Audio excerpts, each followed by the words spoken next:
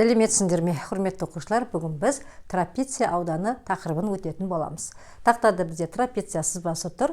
Трапецияның ауданы табандарының жарым қосындысы мен биіктіктің көбейтіндісіне тең. Мына жерде көріп отырсыңдар, биіктікке А немесе В деген индексіне қойып отырған жоқпыз, өйткені екеуі параллель ғой. Онда бір ғана H екеуіне де биіктік болып табылады. Және диагоналдарының көбейтіндісі мен синус фи көбейтіндісінің жарым көбейтіндісі бұл кешегі параллелограмдағы формуланы бұнда да қайталайды.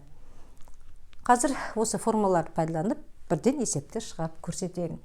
Бізде 3/45 есепте мынандай берілген, балалар қараймыз. Табандары 24 см және 40 см.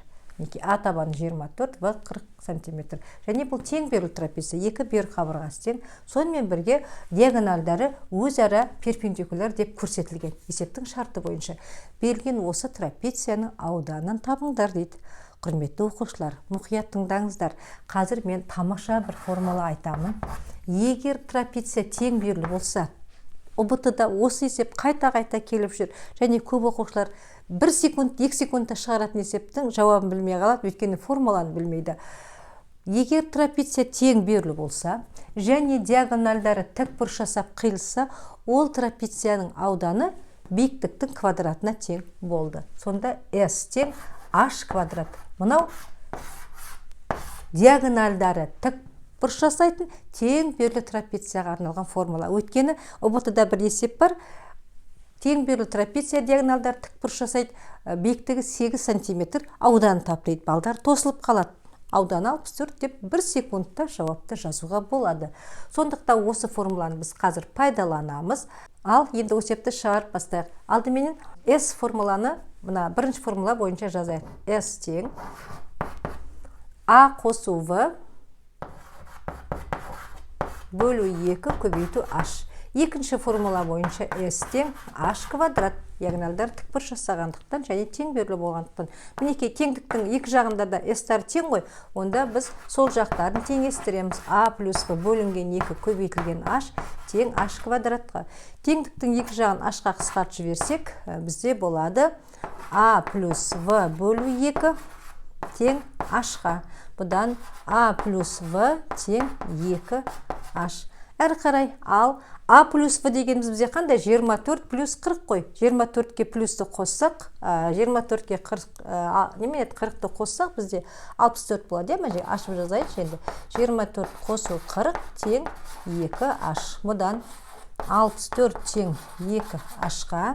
Демек, әрі қарай бізде H тең болады. 64 2-ке бөлсек 32. Демек, биіктігі бізде 32-ге тең екен. Енді ауданда таба беруге болады. Мына формулаға қоя салсақ болады.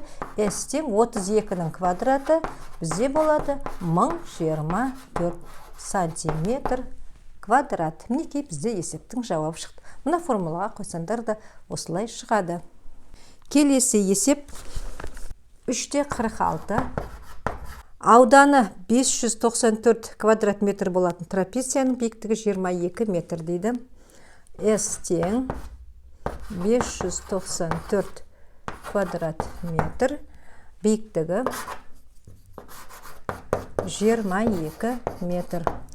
Табандарының айырмасы дейді. Яғни, мына форма трапецияны пайдалана берейік.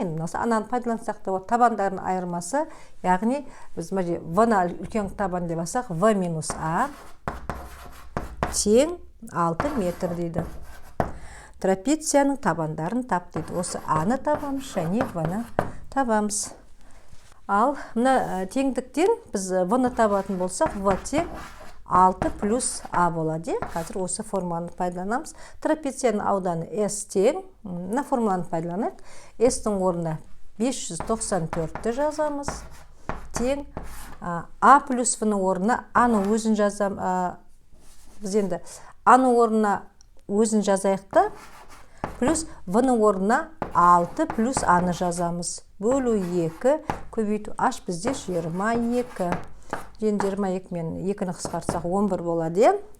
594 тең 2А плюс 6 көбейтілген 11. Бұдан Осы теңдеуді шешсек, 2а плюс 6-ны тапсақ, 594-ті 11-ге бөлсек, балдар, 54 болады. Бұдан 2а тең, 54-тен 6-ны аламыз, 48 қалады. А тең 24-ге. А 24-ге тең болса, мына жердегі в-ға қойсақ, в тең 24-ге 6-ны қосамыз, 30. Сонымен жауабы бізде табандары 24 сантиметр және 30 сантиметр болады екен. Мінекей, құрметті оқушылар, осымен біздің аудандар тақырыбына арналған сабағымыз аяқталды. Біздің арнамызға тіркеліңіздер. Сіздермен бірге болған Сұлу апай. Біздің келесі сабақтарымызды жіберіп алмас үшін арнаға тіркеліп қоңыраушаны басуды ұмытпаймыз. Келесі сабақта кездескенше.